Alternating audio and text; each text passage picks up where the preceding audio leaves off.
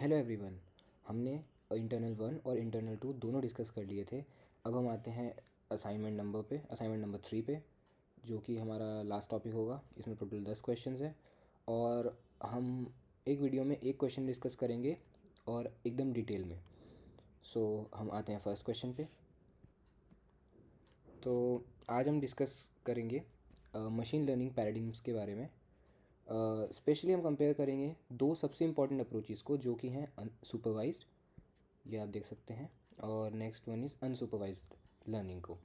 हम देखेंगे कि ये कैसे काम करते हैं, इनमें डिफरेंस क्या है और इनका रियल वर्ल्ड में क्या यूज़ होता है। आते हैं हम सेकंड स्लाइड पे। हाँ, सबसे पहले शुरू करते हैं सुपरवाइज्ड लर्निंग से।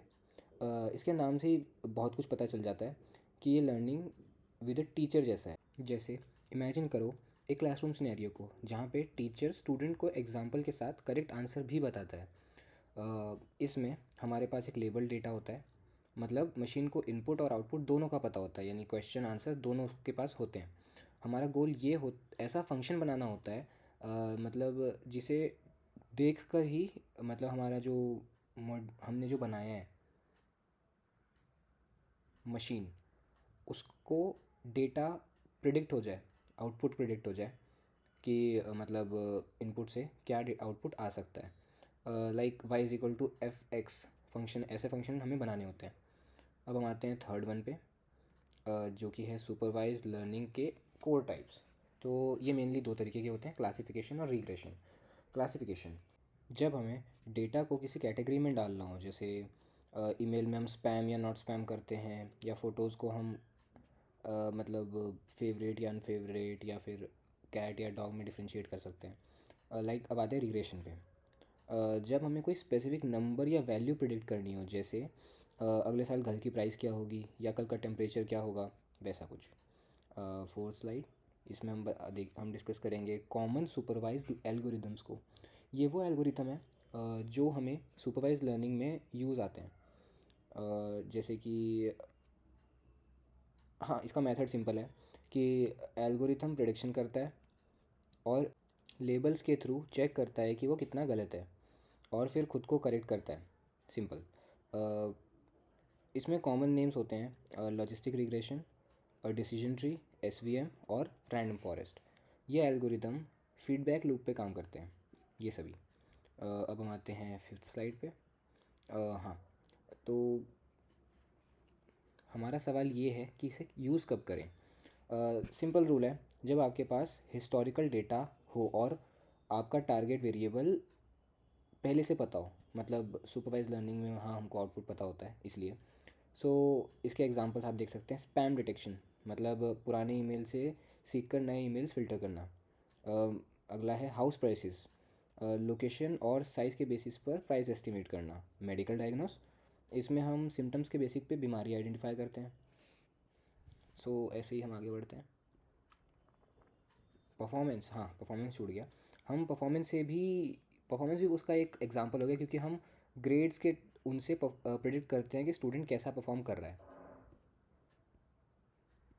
मैंने गलत बोला गया। Predicting student grade based on, अच्छा हाँ, स्टूडेंट आवर्स और अटेंडेंस के बेसिस पे हम उसके ग्रेड्स प्रिडिक्ट करते हैं, ग्रेड प्रिडिक्ट करते हैं। मैंने उल्टा बोल दिया था, सॉरी। नेक्स्ट स्लाइड पे अनसुपरवाइज लर्निंग। तो इसका सिनेरियो थोड़ा अलग होता है, मतलब यहाँ कोई टीचर नहीं है। हमारे पास डेटा तो है, लेकिन उस पर कोई लेबल नहीं है, यानी कोई करेक्ट आंसर का हमको नहीं पता है।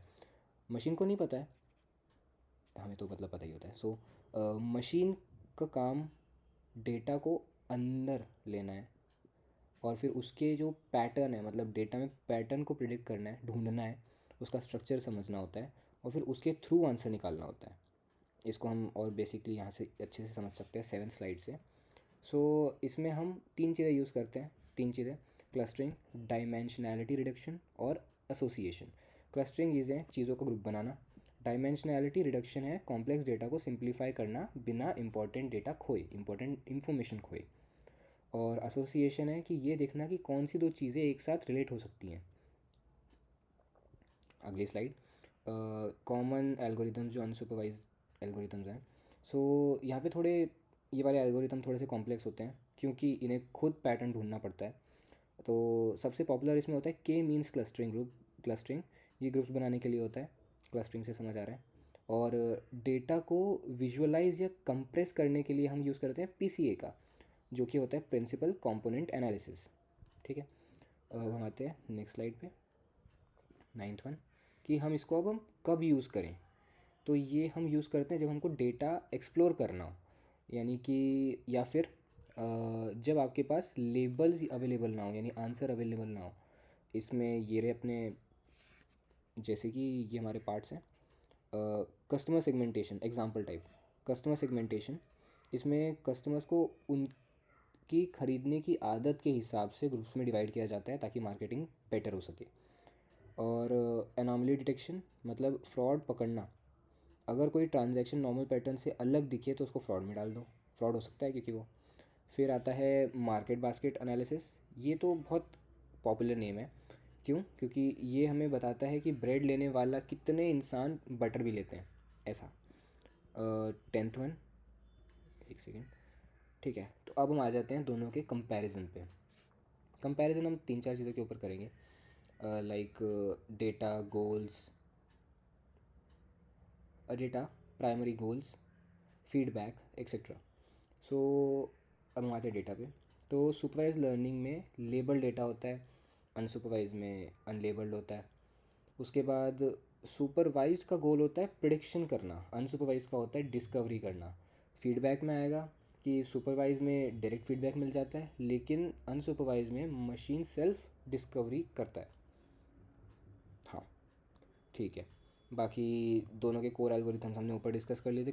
कॉम्प्लेक्सिटी में सुपरवाइज थोड़ा इजी होता है, अनसुपरवाइज थोड़ा सा कंप्यूटेशनली कॉम्प्लेक्स होता है। हम आते हैं 11th स्लाइड पे, जो कि दोनों के ऊपर बेसिक थॉट्स हैं। सो यहाँ पे बस ये याद रखिए, अगर आपके पास डेटा और टारगेट क्लियर है और आप प्रिडिक्शन करना चाहते हैं तो सुपरवाइज लर्निंग यूज़ करें।